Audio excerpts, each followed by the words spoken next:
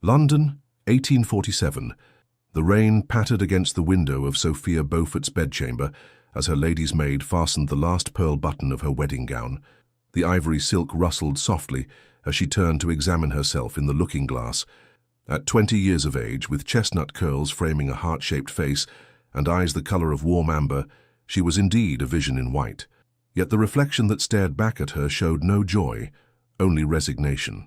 "You look beautiful, Miss Sophia," her maid whispered, arranging the delicate veil over her shoulders. "Thank you, Mary," Sophia replied, forcing a smile that did not reach her eyes. "Though I believe you should address me as Your Grace after today." Her father's voice echoed from downstairs. "Sophia, the carriages have arrived." With a deep breath, she gathered her skirts and descended the staircase of Beaufort House, once grand, now showing subtle signs of neglect that only the most discerning eye might notice. Lord Thomas Beaufort awaited at the bottom, his shoulders slightly stooped under the weight of financial ruin that had befallen their once prosperous family. "My dear girl," he said, his voice catching, "you are the image of your mother." "Father, please," Sophia whispered, adjusting her gloves. "Let us not pretend this day is anything but what it is, a transaction." Lord Beaufort's face fell. "Sophia, the Duke of Westmore is a good match, the best match in England. Any young lady would sacrifice herself for his title and fortune," Sophia finished, immediately regretting her sharpness. "Forgive me, Father. I know you had no choice." The journey to St. George's Church in Hanover Square passed in silence. Through the carriage window, Sophia watched London's fashionable streets slip by, mansions of cream-colored stone, iron fences, and carefully manicured gardens. The city bustled with horse-drawn carriages, gentlemen in top hats, and ladies with parasols, all unaware that she was traveling toward a life sentence. The church loomed ahead, its neoclassical facade imposing against the grey spring sky. A crowd had gathered, eager to witness the social event of the season, the marriage of Henry Lancaster, the Duke of Westmore, London's most eligible bachelor, to the daughter of an impoverished viscount. "Courage, my dear," her father whispered as footmen opened the carriage door. Inside the church, hundreds of candles illuminated the solemn space. Sophia clutched her father's arm as they stood at the entrance, the assembled aristocracy of England turning to witness her arrival. At the altar stood a tall figure, broad-shouldered and imposing in formal black attire. As she walked down the aisle on her father's arm, whispers rippled through the congregation. She kept her eyes fixed on the stone floor, unable to look at the man who was to be her husband, a man she had met only twice, both times in the company of lawyers discussing settlements and contracts.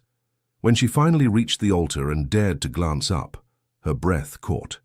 Henry Lancaster, the 8th Duke of Westmore, was undeniably handsome, devastatingly so, with sharp aristocratic features, raven-black hair, and eyes the color of a winter sea.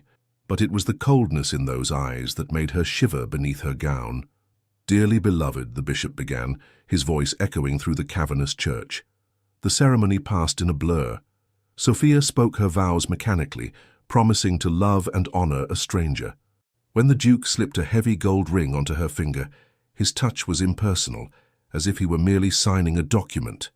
"I now pronounce you man and wife," the bishop declared finally. "Your Grace, you may kiss your bride." The Duke leaned forward, and for a brief moment his eyes met hers. Something flickered there, not warmth, but perhaps a momentary curiosity. His lips brushed against hers in the lightest of touches, formal and proper, lasting barely a second before he withdrew.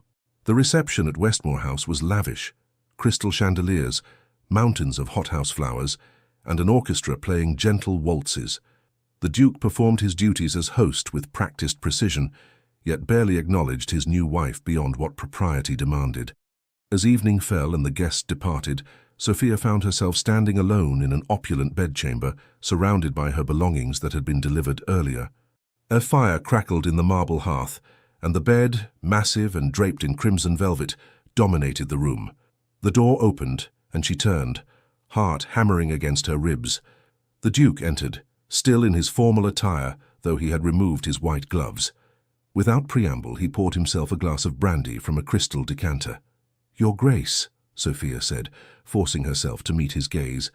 I hope our union may grow to be amicable at least." The Duke regarded her silently, his expression unreadable. Then he drained his glass and set it down carefully. "Lady Westmore," he said, using her new title for the first time. His voice was deep and cultured, with the precise diction of a man accustomed to command. "Let us be clear about our arrangement. This marriage fulfills certain obligations for us both. You gain a title and financial security. I satisfy the requirements of my station to take a wife." He moved toward the door, then paused, his hand on the ornate brass handle. "You will spend the wedding night alone, and every night thereafter. I have no interest in a true marriage. Good evening." With that, he was gone, leaving Sophia standing in the middle of the room, her wedding dress suddenly feeling as heavy as the realization that she had married a man whose heart was as cold as the winter outside. Alone in the vast bedchamber, she finally allowed her tears to fall. 3 months had passed since the wedding, and Sophia had quickly learned the rhythms of life as the Duchess of Westmore.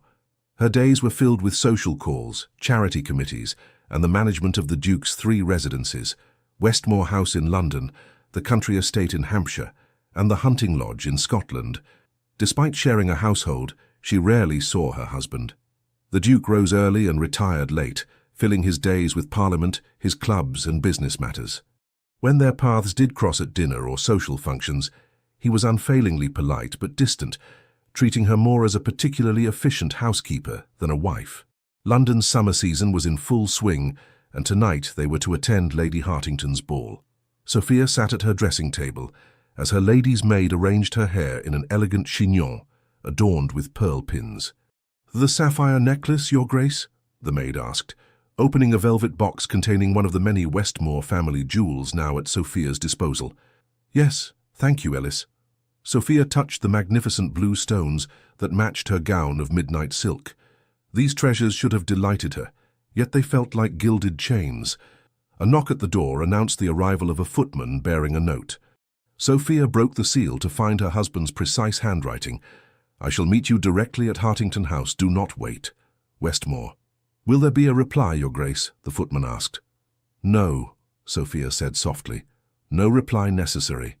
Later, as her carriage rolled through Mayfair toward the ball, Sophia steeled herself for another evening of performance, smiling graciously while weathering pitying glances and whispered gossip about her marriage of convenience to London's most desired duke. Hartington House blazed with light. Carriages lined up along the circular drive. As she ascended the marble staircase, Sophia noted the subtle shift in the crowd's reaction. Curtsies a fraction deeper, smiles a touch more ingratiating. Not for her, she knew, but for the title she now carried. "Her Grace, the Duchess of Westmore," the butler announced as she entered the ballroom. The Duke was nowhere to be seen. Sophia made her way through the crowd, exchanging pleasantries and accepting congratulations that still came months after the wedding. "Your Grace," Lady Caroline Blackwood greeted her with a kiss on both cheeks. At 30, the widow was one of the few women in society who treated Sophia with genuine warmth. "You look positively radiant. Marriage clearly agrees with you." Sophia managed a smile. "You're too kind, Lady Caroline." "And where is your illustrious husband this evening?" "He is to meet me here," Sophia replied, scanning the room, "though I confess I do not see him yet." Lady Caroline linked her arm through Sophia's. "Then you must allow me to introduce you to some friends while you wait. Come." As they circulated through the ballroom, Sophia finally spotted her husband across the room, deep in conversation with the Earl of Montclair. Even from a distance, the Duke commanded attention, his tall figure impeccably dressed, his bearing regal without effort. "Ah, there he is," Lady Caroline said, following Sophia's gaze. "Still the most handsome man in London, wouldn't you agree? Every unmarried lady is green with envy, my dear." If only they knew, Sophia thought, but merely smiled in response. The orchestra struck up a waltz, and couples began to fill the dance floor. Sophia watched from the sidelines, accepting a glass of champagne from a passing footman. "Your Grace." The deep voice behind her made her start. She turned to find her husband standing there, one eyebrow slightly raised. "I believe this is our dance." Without waiting for her response, he extended his hand. Sophia placed her fingers in his, feeling the unexpected warmth of his touch. He led her onto the floor, placing his other hand at her waist with perfect propriety. "I did not expect you to claim a dance, Your Grace," she said as they began to move with the music. "Appearances must be maintained," he replied, guiding her through a turn with effortless skill. "We have been married 3 months. People would talk if we did not dance at least once." "Heaven forbid there should be talk," Sophia murmured. Something that might have been amusement flickered in his eyes. "For you disapprove of society's expectations, Duchess. I merely find it ironic that we must pretend to be a happy couple in public, when in private we are barely acquaintances." The Duke's jaw tightened, but his steps never faltered. "You knew the nature of our arrangement before the wedding." "Did I?" Sophia challenged, emboldened by the privacy afforded by the crowded dance floor. "I knew it was a marriage of convenience, yes, but I did not expect such complete indifference." For a moment, she thought she had gone too far. The Duke's expression darkened, and his grip on her waist tightened imperceptibly. "Indifference is preferable to the alternatives, I assure you," he said finally, his voice low. Before Sophia could ask what he meant, the music ended. The Duke bowed formally, then escorted her from the floor. As they reached the edge of the ballroom, a commotion near the entrance caught their attention. A disheveled man, clearly intoxicated and dressed in the uniform of an army officer, was arguing loudly with the butler. "I tell you I must speak with the Duke," the man insisted, his voice carrying across the ballroom. "It's a matter of life and death." The music faltered, and conversations died as heads turned toward the disturbance. Sophia felt her husband stiffen beside her. "Stay here," he commanded, then strode across the room. As he approached, the officer spotted him. "Westmore, there you are, you heartless bastard." The Duke reached the man and spoke in a low, intense voice that Sophia couldn't hear. Whatever he said only seemed to enrage the officer further. "You think your money and title can wash away what you did," the man shouted. "My brother is dead because of you." Gasps rippled through the assembled guests. The Duke grabbed the officer's arm and forcibly led him from the ballroom, disappearing into a side room. Lady Caroline appeared at Sophia's side. "My goodness," she whispered. "Captain Thomas Blackwood, my late husband's cousin. He served with the Duke in the army years ago." "The Duke was in the army?" Sophia asked, surprised. This was news to her. "Oh, yes, before he inherited the title. Quite the hero by all accounts, though he never speaks of it." Lady Caroline's expression grew troubled. "There was some terrible business in India. Richard, my husband, would never discuss the details." Sophia stared at the door through which her husband had disappeared. "What happened in India?" "I don't know precisely, but whatever it was, it changed the Duke profoundly. Richard said that before India, Henry Lancaster was a different man entirely. Warm, idealistic even. The man who returned was—" Lady Caroline hesitated. "Cold," Sophia finished. "Reserved." "Precisely." Lady Caroline squeezed her hand. "My dear, perhaps there is more to your husband than meets the eye." The side door opened, and the Duke emerged alone, his expression composed though a muscle worked in his jaw.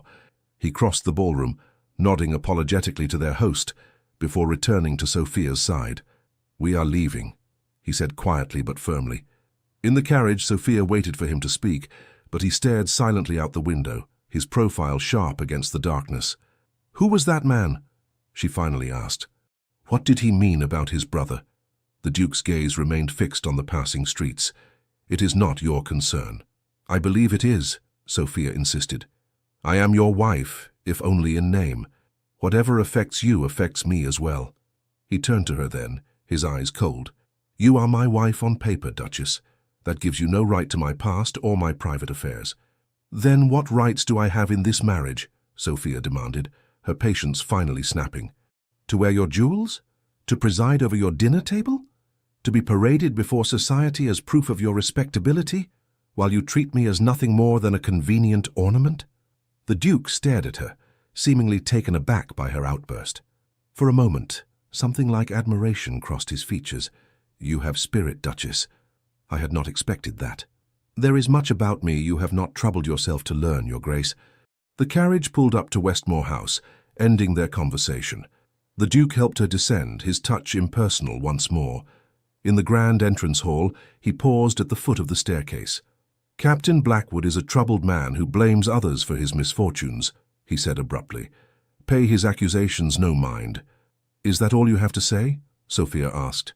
The Duke hesitated, and for a brief moment, Sophia glimpsed something vulnerable in his expression. A crack in the perfect facade. Good night, Sophia, he said, using her given name for the first time since their wedding day. Then he turned and walked away, leaving her with more questions than answers about the man she had married. Later that night, unable to sleep, Sophia wandered the silent corridors of Westmore House. The ancestral paintings of previous dukes stared down at her, their eyes seeming to follow her progress through the grand gallery. A light beneath a door caught her attention, the Duke's study. She hesitated, then heard the sound of glass breaking from within. Concerned, she knocked lightly. "Go away," came the curt response. Instead, Sophia turned the handle and entered. The study was a masculine space, leather-bound books, heavy furniture, and the scent of tobacco.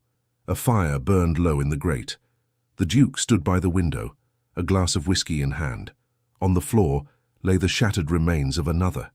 "I said go away," he repeated without turning. "Are you hurt?" Sophia asked, eyeing the broken glass. "Only my pride," he replied bitterly. "An infrequent but unpleasant experience." She moved to a side table where a decanter and clean glasses stood. Pouring a measure of amber liquid, she approached him cautiously, offering the fresh glass. He accepted it with a raised eyebrow.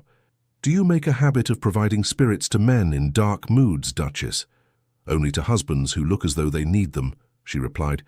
A ghost of a smile touched his lips. He gestured to a leather chair, and after a moment's hesitation, Sophia sat. To her surprise, he took the chair opposite, rather than dismissing her. "Captain Blackwood's brother served under my command in India," he said suddenly. "Lieutenant James Blackwood, a good soldier. He died during a skirmish with rebels in '43. Sophia remained silent, afraid that any response might cause him to withdraw again. "The captain believes I could have prevented his brother's death." The Duke stared into his glass. "Perhaps he is right. Is that why you left the army?" Sophia asked gently. He looked up, surprise evident in his expression. "You know about my military service?" "Very little," she admitted. "Lady Caroline mentioned it tonight. She said you were considered quite heroic." The Duke laughed, a harsh sound without humor. "Heroic? Yes, that's the story told in London drawing rooms. The truth is considerably less flattering." He fell silent again, and Sophia thought he would say no more. But then he continued, his voice low and controlled. "I was young and arrogant, convinced of my own invincibility. I led a patrol into territory I had been warned was dangerous. We were ambushed. Blackwood and 3 others died." His knuckles whitened around his glass. "I survived with nothing worse than this." He pulled back his sleeve to reveal a long scar running from wrist to elbow. "You cannot blame yourself for the fortunes of war," Sophia said. "Can I not?" His eyes met hers, intense and troubled. "I was their commanding officer. Their lives were my responsibility. I failed them through pride and recklessness." Understanding dawned on Sophia. "And now you keep everyone at a distance." The Duke stiffened. "I think you presume too much, Duchess." "Do I?" She leaned forward. "You maintain a perfect facade of control and indifference because you fear the consequences of caring too deeply again." He stood abruptly, moving back to the window. "It's late. You should retire." Sophia rose but didn't leave. "The man you were before India, the warm, idealistic man Lady Caroline described, he still exists, doesn't he? Beneath the cold exterior of the Duke of Westmore. That man died in India," he said flatly. "Good night, Duchess." This time Sophia recognized the dismissal for what it was. She moved to the door but paused on the threshold. "I do not believe he died, Your Grace," she said softly. "I believe he is merely lost, and perhaps, someday, he might be found again." She closed the door behind her, leaving the Duke alone with his demons and his whiskey. But as she walked back to her bedchamber, Sophia felt something she had not experienced since her wedding day, a flutter of hope. Behind the Duke's perfect facade lay a wounded man, and in his wounds she had glimpsed something unexpected, his humanity. Autumn came to London in a blaze of gold and crimson. The fashionable families began to depart for their country estates, and Sophia assumed she and the Duke would soon follow suit. To her surprise, he announced one morning over breakfast, a meal they now occasionally shared in silence, that he would be travelling to Hampshire alone. "You prefer to remain in town?" he asked, not looking up from his correspondence. "I had assumed we would journey to Westmore Park together," Sophia replied carefully. The Duke set down his letter, his expression unreadable. "I have business matters to attend to that would bore you excessively. It seemed kinder to spare you the tedium." "I see." Sophia sipped her tea, hiding her disappointment. Since the night in his study 3 weeks prior, there had been subtle shifts in their relationship. Not exactly warmth, but perhaps a lessening of coldness. They occasionally exchanged more than perfunctory conversation at dinner, and twice he had escorted her to the theatre, sitting beside her in the Westmore box without obvious reluctance. "Unless," he said suddenly, "you particularly wish to come." Sophia looked up, startled by the unexpected concession. "I would like to see Westmore Park. I've heard it's quite beautiful." Something that might have been satisfaction crossed his features. "Very well, we shall leave on Tuesday." The journey to Hampshire took most of a day, their carriage passing through increasingly rural landscapes as London receded behind them. Seated opposite her husband, Sophia watched the countryside unfold, rolling hills dotted with sheep, villages clustered around church spires, forests beginning to shed their summer greenery. "The estate has been in my family for 10 generations, the Duke said unexpectedly, breaking a silence that had lasted nearly an hour. Sophia turned from the window. "It must hold many memories for you." "Indeed." His expression softened slightly. "I spent most of my childhood there. London never felt like home in the same way." "And yet you spend the majority of your time in the city," Sophia observed. "Duty requires it." He straightened his cuffs, a gesture she had come to recognize as a sign of discomfort.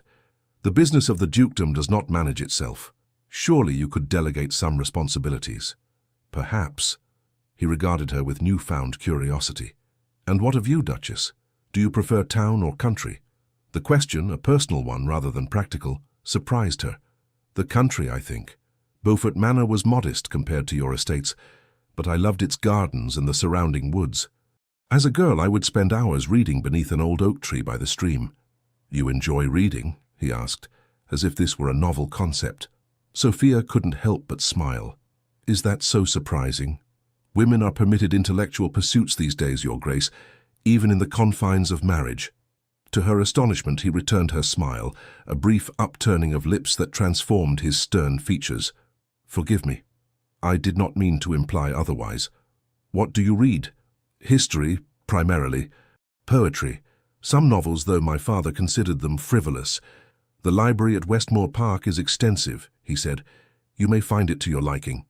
It was the closest thing to a personal kindness he had offered, and Sophia felt an unexpected warmth spread through her chest. "Thank you.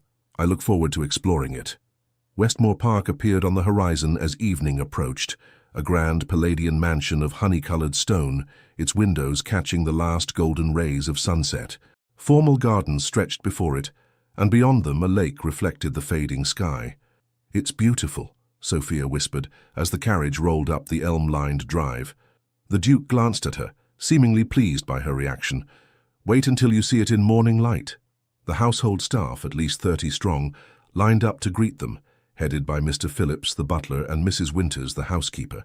They welcomed Sophia with genuine warmth, and she realized with some surprise that her arrival as the new Duchess had been anticipated with excitement rather than trepidation.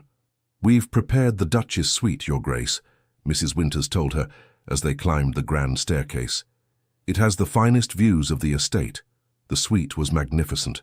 A sitting room, bedchamber, and dressing room decorated in shades of blue and gold. Fresh flowers filled crystal vases, and a fire crackled invitingly in the marble fireplace.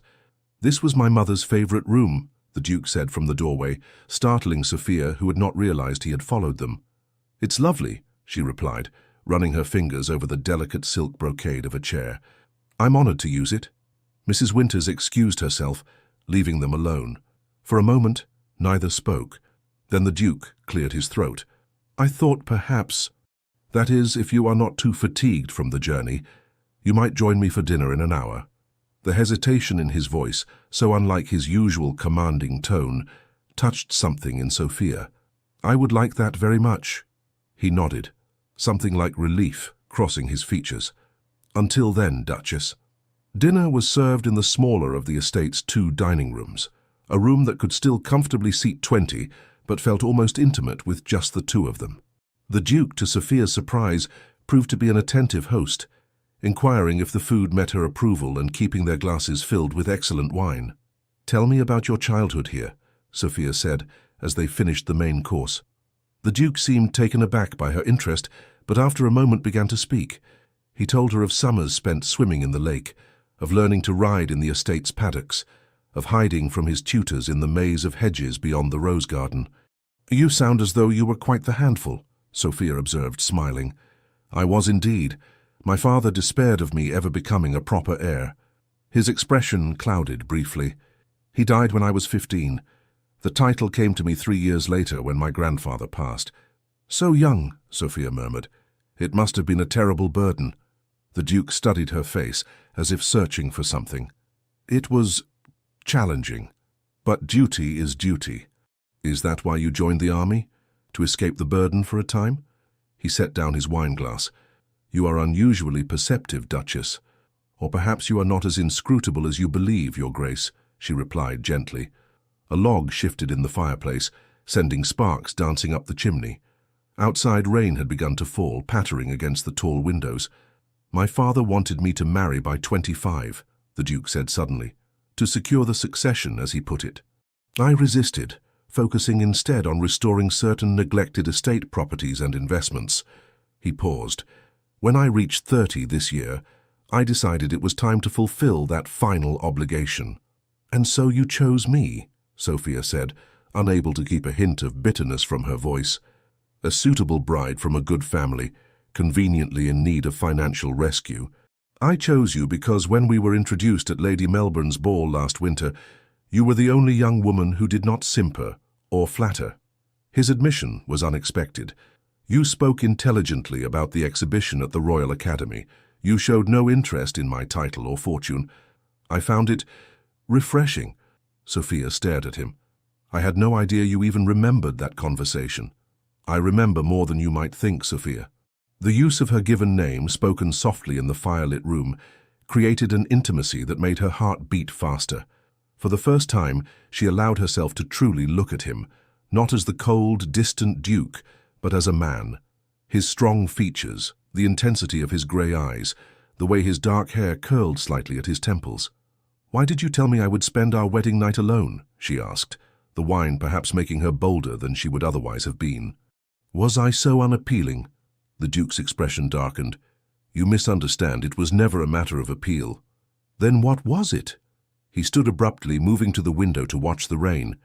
"I told you from the beginning, ours is a marriage of convenience, nothing more. You said that, yes, but you never explained why." Sophia rose as well, approaching him cautiously.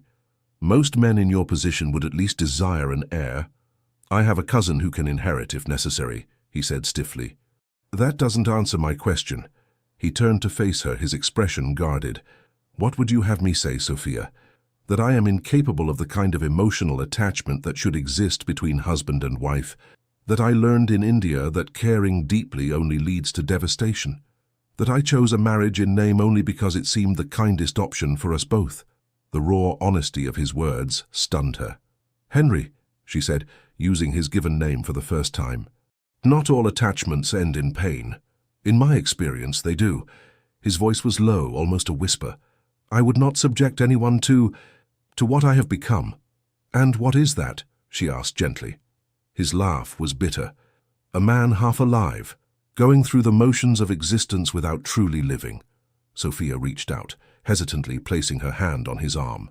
"Yet I see a man who cares deeply about his estates, his tenants, his responsibilities." A man troubled by the deaths of soldiers under his command years after the fact. Those are not the actions of someone half alive. He looked down at her hand on his sleeve, then slowly covered it with his own. The touch sent a shiver through her.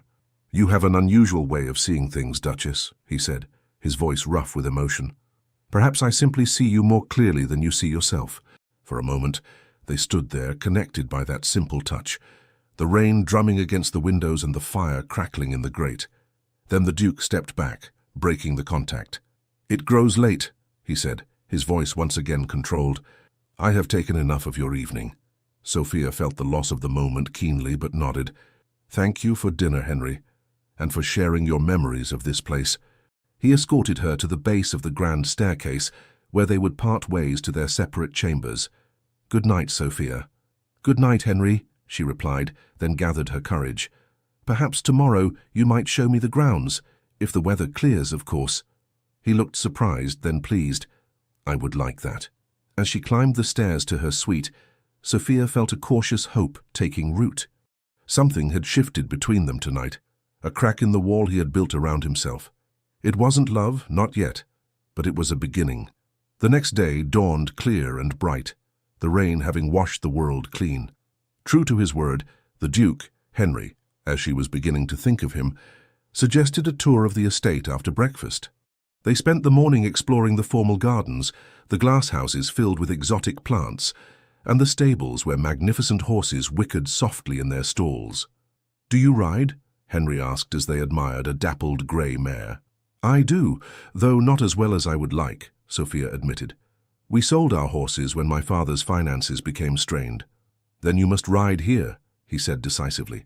"This is Artemis. She has a gentle temperament, but spirit enough to be interesting. She would suit you, I think." The casual confidence with which he matched her to the horse touched Sophia.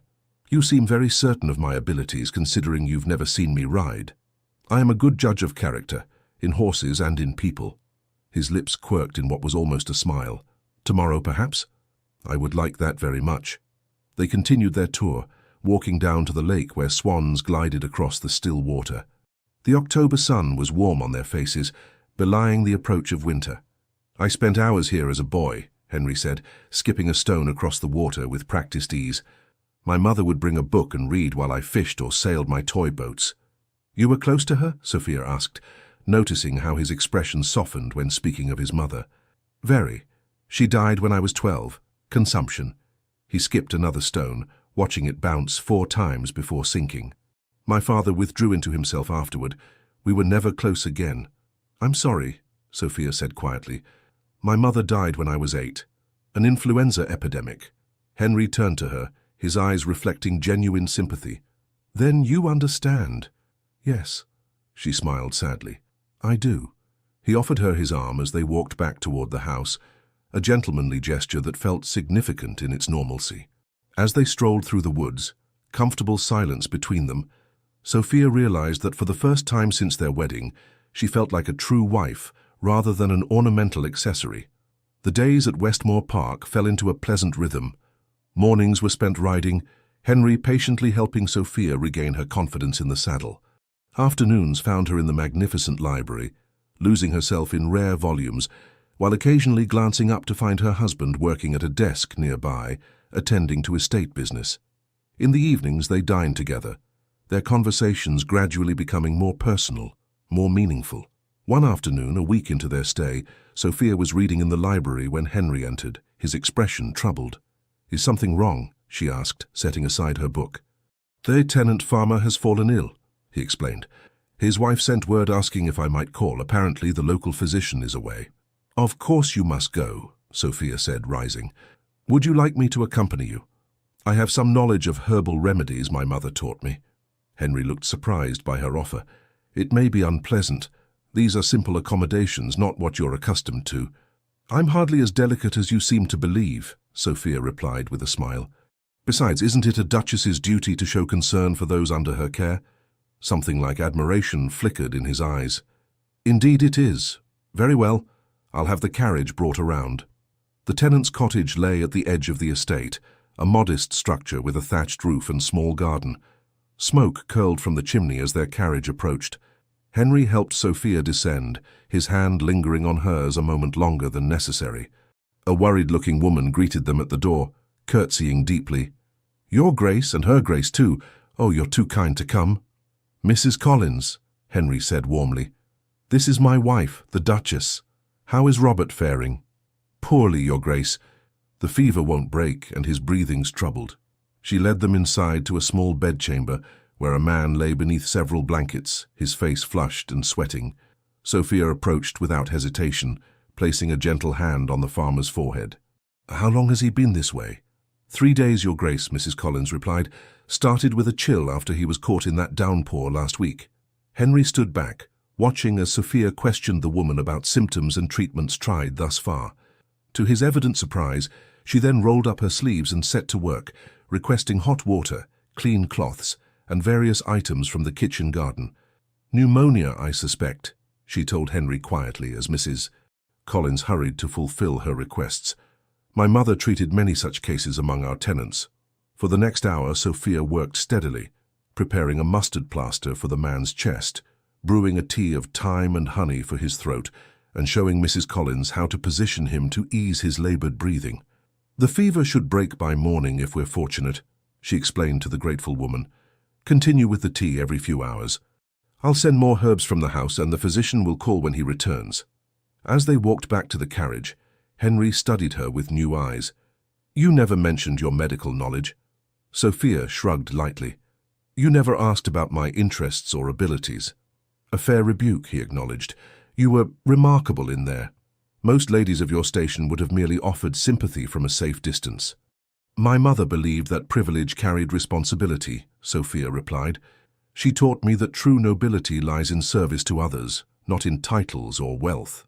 Henry helped her into the carriage, then sat beside her rather than opposite.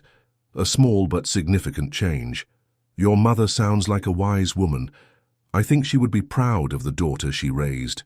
The compliment, sincerely offered, warmed Sophia more than she cared to admit. "Thank you." As the carriage rolled back toward the house, the autumn sunset painting the landscape in gold and amber, Henry's hand found hers on the seat between them. He did not speak, nor did she, but his fingers entwined with hers in a gesture more intimate than any words. That night at dinner, something had changed between them.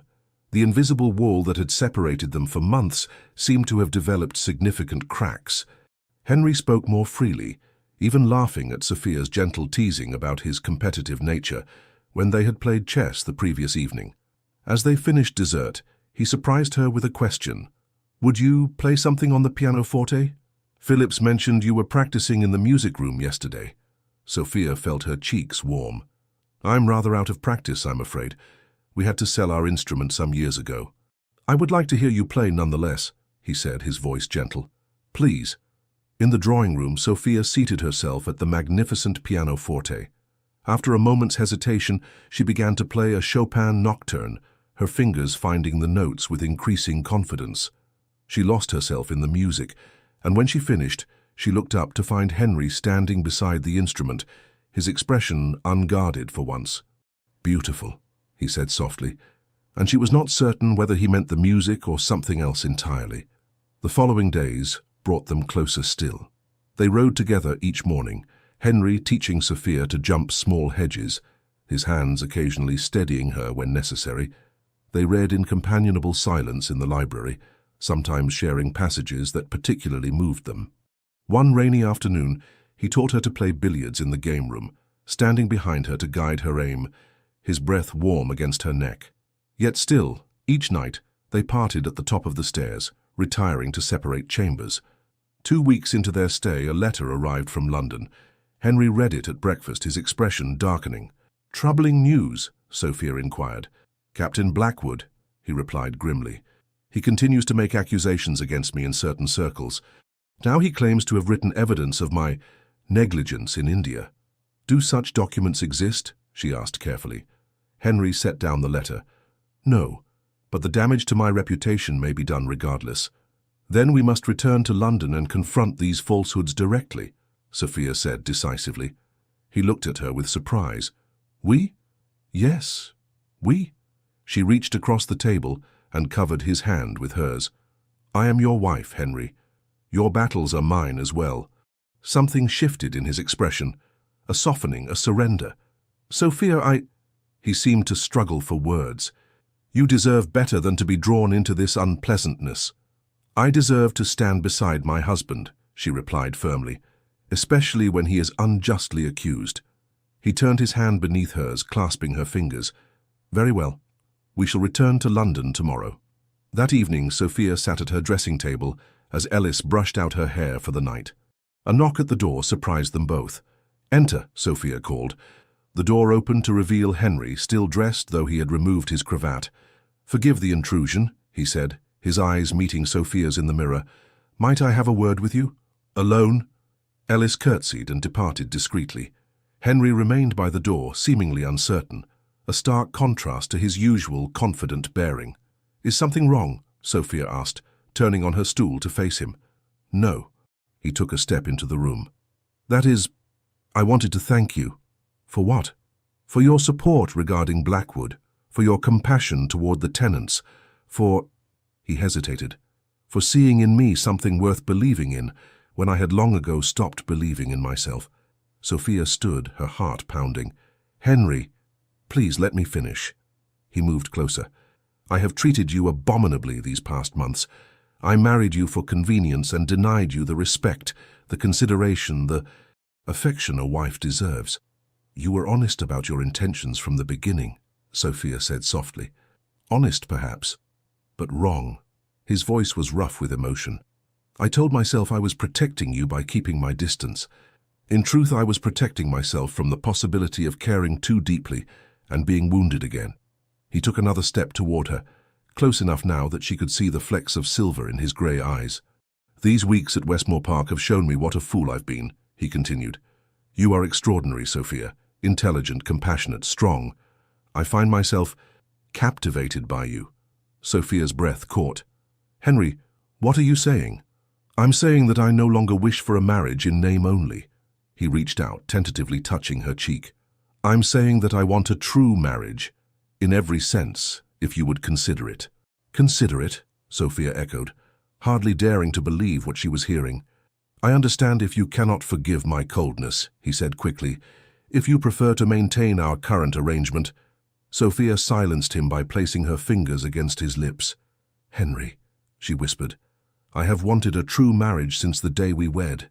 His eyes darkened with emotion.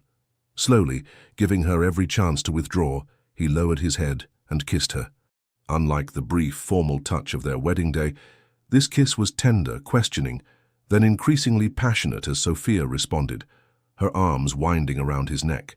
When they finally drew apart, both breathless, Henry rested his forehead against hers. "Stay with me tonight," he murmured. "Not because duty demands it, but because we both desire it." "Yes," Sophia answered simply, and took his hand. London in November was a different city than the one they had left, shrouded in fog, the streets glistening with rain, the social season in abeyance as Parliament sat.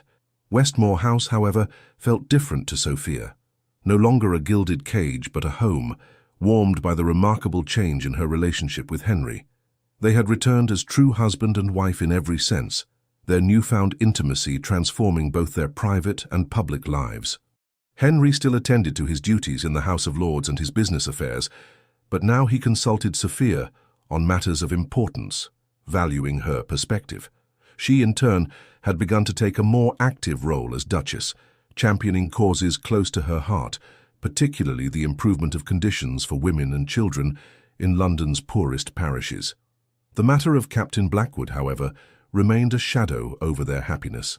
The day after their return, Henry had received a formal demand from the captain's solicitors, requesting a substantial payment to prevent the publication of certain documents relating to the incident at Janpur. "This is nothing short of blackmail," Sophia declared, reading the letter over Henry's shoulder in his study. "Indeed." Henry's jaw tightened. "Yet if he truly possesses such documents, however fabricated they might be, the damage to my reputation could be considerable." "Do you believe he has them?" Henry sighed, running a hand through his hair. "It's possible. There was an inquiry after the ambush. Statements were taken from surviving officers. If Blackwood obtained copies and is willing to present them selectively, out of context, then we must face this directly," Sophia said firmly. "Invite him here." Henry looked at her in surprise. "Here? To our home?" "Yes." Sophia's expression was resolute. "Let him make his accusations to your face, not through intermediaries. I believe a man consumed by bitterness as he is might reveal the truth if confronted directly." "It could be unpleasant," Henry warned. Sophia took his hand. "We have faced worse together." 2 days later, Captain Thomas Blackwood was shown into the Duke's study. He appeared sober but dishevelled, his uniform jacket frayed at the cuffs, his eyes bearing the haunted look of a man consumed by grief and anger. He seemed startled to find Sophia present, seated beside Henry behind the massive oak desk. "Your Grace," he said stiffly, bowing to Henry before acknowledging Sophia with a cursory nod. "I was not expecting an audience." "The Duchess is my partner in all matters," Henry replied, his voice cool. "You may speak freely before her." Blackwood's lip curled. How convenient to hide behind a woman's skirts. "You mistake my husband's character entirely, Captain," Sophia said calmly. "The Duke conceals nothing. It is you who deal in shadows and threats." The captain flushed. "I seek only justice for my brother." "By attempting to extort money from his Grace," Sophia challenged. "That is not justice, sir. That is vengeance." "Enough," Henry said quietly. "Captain Blackwood, you claim to possess documents regarding Jaunpur. I would see them." The captain reached into his coat and withdrew a folded sheaf of papers. "Here, copies of the inquiry statements, including your own admission that you dismissed intelligence reports of rebel activity in the area." Henry took the documents, scanning them quickly. His expression remained impassive, but Sophia, who had come to know him so well, detected the slight tightening around his eyes that indicated distress. "These are selectively copied," he said finally. "You've omitted key portions of the testimony." "I've included what matters," Blackwood retorted. "You knew the danger and led those men into it regardless. My brother trusted you." Henry set the papers down carefully. "Yes, he did, as did every man under my command, and I have carried the weight of their deaths every day since." The raw honesty in his voice seemed to catch Blackwood off guard. For a moment his hostile expression faltered. "Captain," Sophia interjected gently, "may I ask how old you were when your brother died?" The question seemed to surprise him.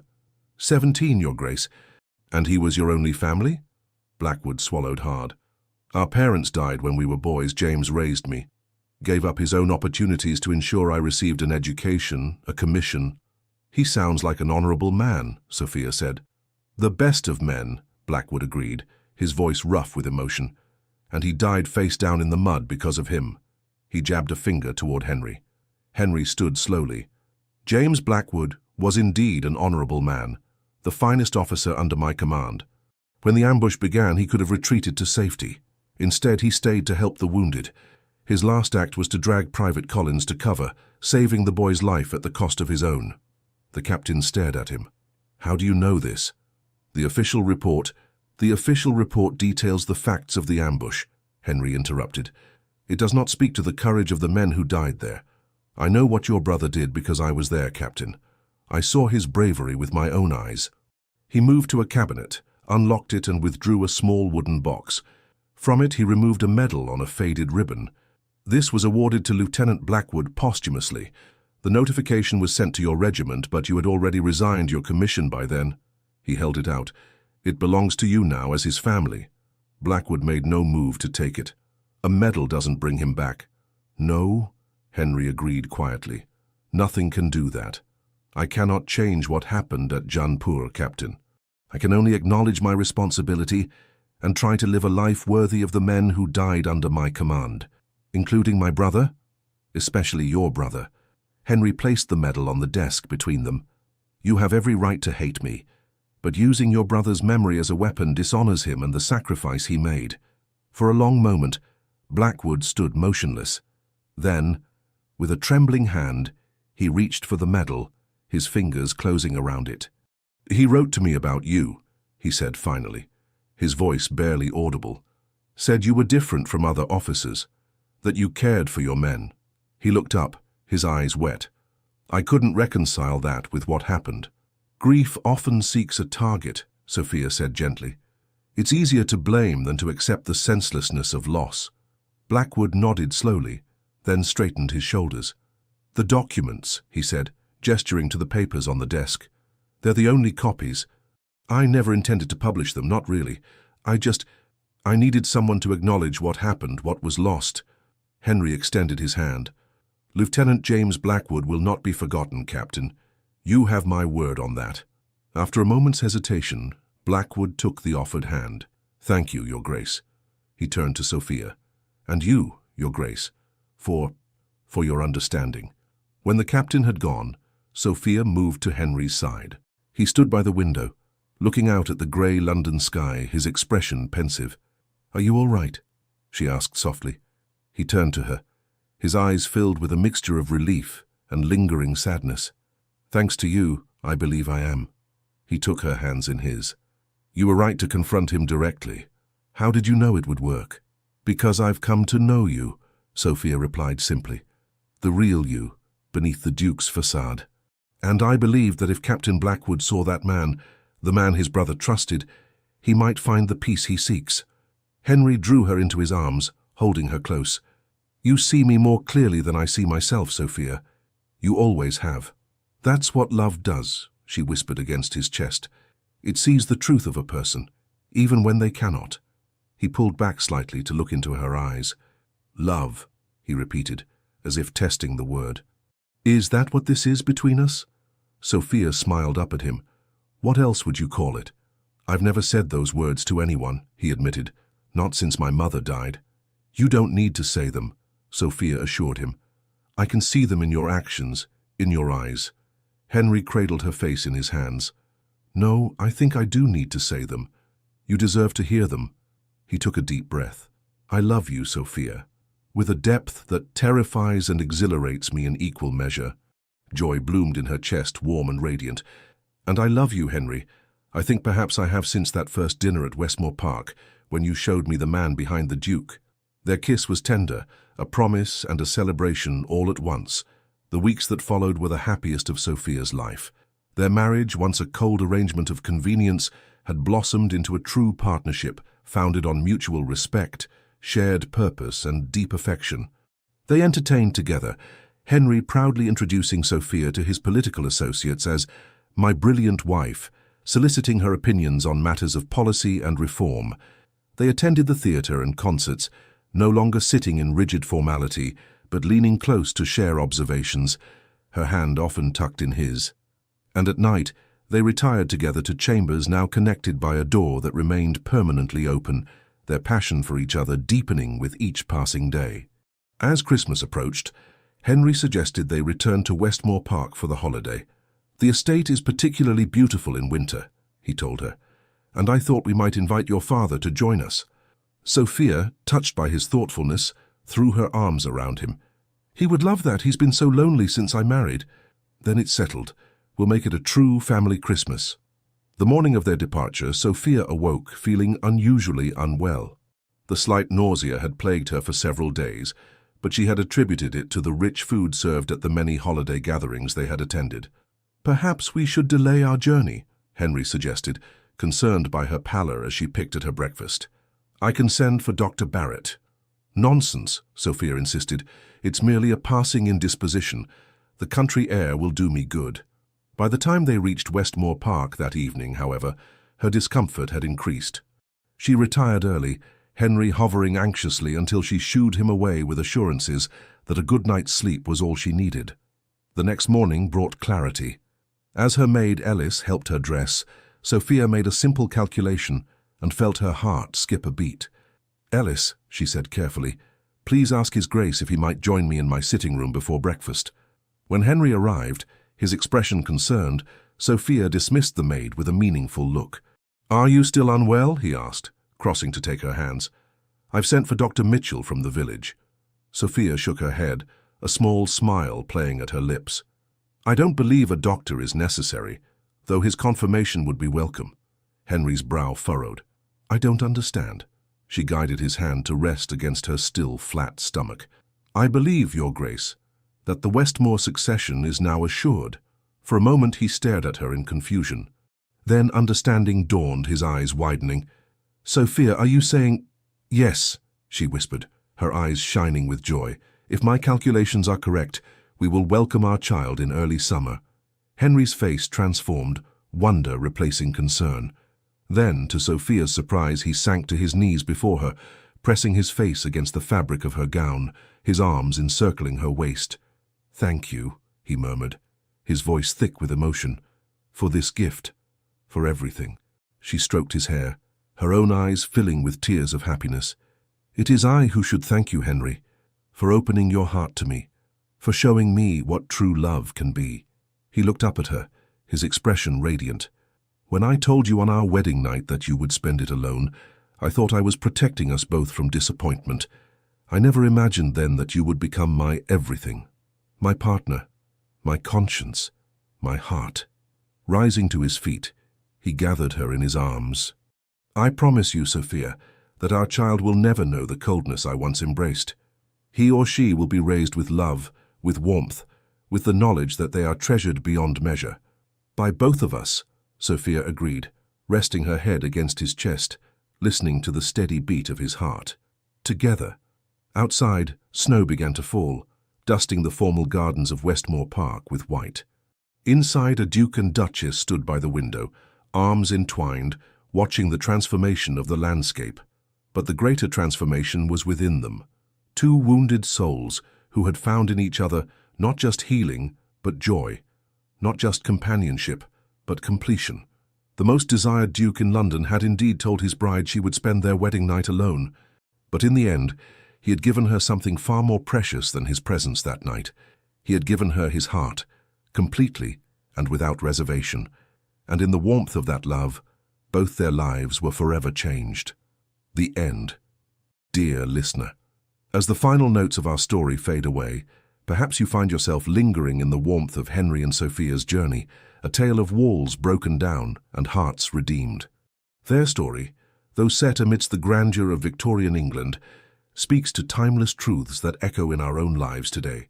How many of us, like Henry, have built walls around our hearts, believing that vulnerability leads only to pain? How many times have we chosen the safety of isolation over the risk of true connection? The Duke's journey reminds us that our deepest wounds often become our greatest barriers to love, yet also our greatest opportunity for healing. And in Sophia, we see the quiet strength that comes not from dominance or control, but from patience, empathy, and unwavering belief in another's capacity to change. She teaches us that sometimes loving someone means seeing not just who they are, but who they could become if only they dared to believe it themselves. Life, like this story, rarely offers us perfect beginnings. We often find ourselves in circumstances not of our choosing, facing challenges that seem insurmountable. Yet within these very challenges lie the seeds of our transformation. Just as a marriage of convenience became a union of profound love, our own difficulties can become the foundation for unexpected joy. As you return to your own world, perhaps less adorned with titles and estates, but no less complex in its emotions, remember that hearts, even those long closed, can open again. Wounds, even those deeply buried, can heal. And love, even when it seems impossible, can find its way through the smallest cracks in our defenses. Tonight, as you close your eyes to sleep, know that you carry within you the same capacity for renewal that transformed our Duke and Duchess. Whatever walls surround your heart, whatever battles you face tomorrow, you possess the strength to overcome them. Let this story be a gentle reminder that even in your darkest moments, the possibility of light remains.